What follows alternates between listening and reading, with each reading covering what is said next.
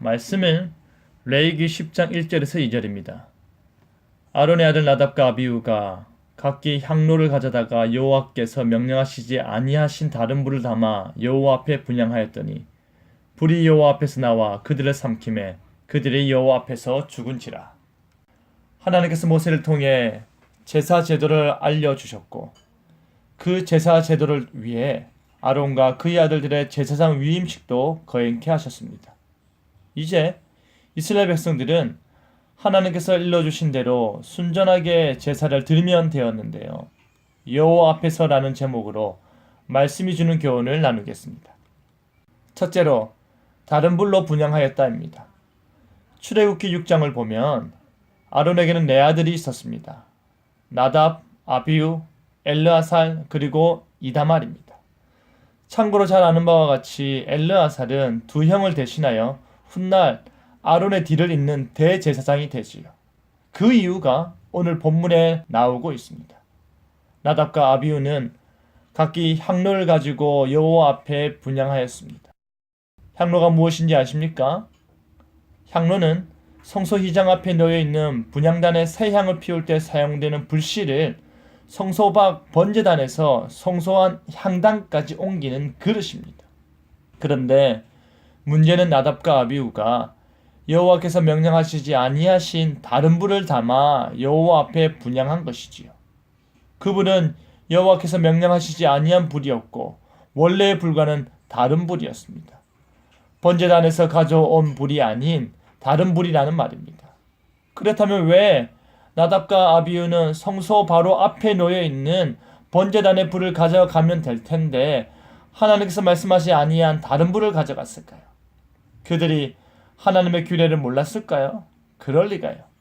그들은 알았음에도 불구하고 여호와의 명령을 의도적으로 어긴 것으로 보입니다.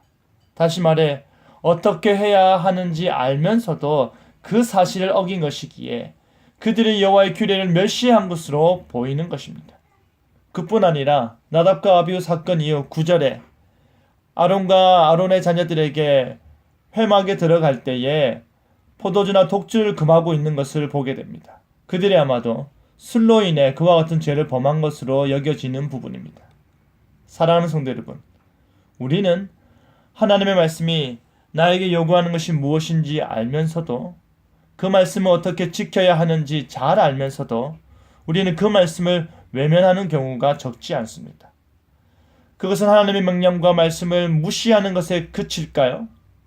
그것은 말씀하시고 명령하신 하나님을 멸시하는 것입니다. 하나님께서 참되게 예배하는 자들을 찾으시는 이유도 우리가 다른 불을 가지고 예배하러 나가기 때문은 아닐까요? 정말 하나님이 원하시는 방식대로 영과 진리로 하나님 앞에서 예배하기 위해 힘쓰는 저와 여러분 되기를 간절히 바랍니다. 둘째로 불이 여호와 앞에서 나왔다입니다. 나답과 아비후가 어디서 났는지 알 수 없는 다른 불을 가지고 하나님의 거룩한 임재를 상징하는 성소 내 향단에 분향함으로 인해 불이 여호와 앞에서 나왔습니다.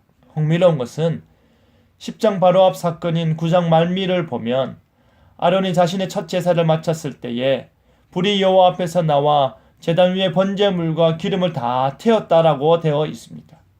그때 온 백성이 그것을 보고 소리 지르며 엎드렸는데요. 아마도 동일한 불이 여호와 앞에서 나와 나답과 아비후를 삼켜 죽인 것으로 보입니다. 더 놀라운 것은 10장 5절을 보면 그들을 옷 입은 채 메어내니 라고 되어 있는데 이것은 이 불은 옷과 몸은 태우지 아니하고 그들의 목숨만 앗아간 것으로 보입니다. 여러분, 하나님께 예배함에 있어서 하나님의 명령대로 행하지 아니할 때 더욱이 그 거룩성을 직접적으로 훼손하는 불순종의 범죄는 죽음이라는 비참한 결과를 초래케 하였습니다. 예배는 자신들을 위해 자신들의 방식과 편의대로 드려지는 것이 아니라 하나님을 위해 하나님의 방식대로 드려져야 함을 우리가 깨달아야 하는 것입니다. 하나님께서 받지 않으시는 예배를 드리고도 난 예배 드렸다 라고 착각하는 경우가 많기 때문입니다. 사랑하는 성도 여러분, 우리의 예배는 어떠합니까? 우리의 예배는 정말로 성령의 함께 하심과 진리 되신 예수 그리스도에 의지하여 성부 하나님께 드려지고 있습니까? 우리의 예배가 그러지 못함에도 불구하고 불이 여호와 앞에서 나오지 않음에 감사하시길 바랍니다. 하나님의 오래 참으시고 인내하심에 겸손하시길 바랍니다. 그리하여 진실로 하나님께서 받으시는 예배, 하나님 앞에서 하나님이 원하고 찾고 찾으시는 참된 예배자의 삶을 살아내는 저와 여러분 되기를 간절히 바랍니다. 아멘.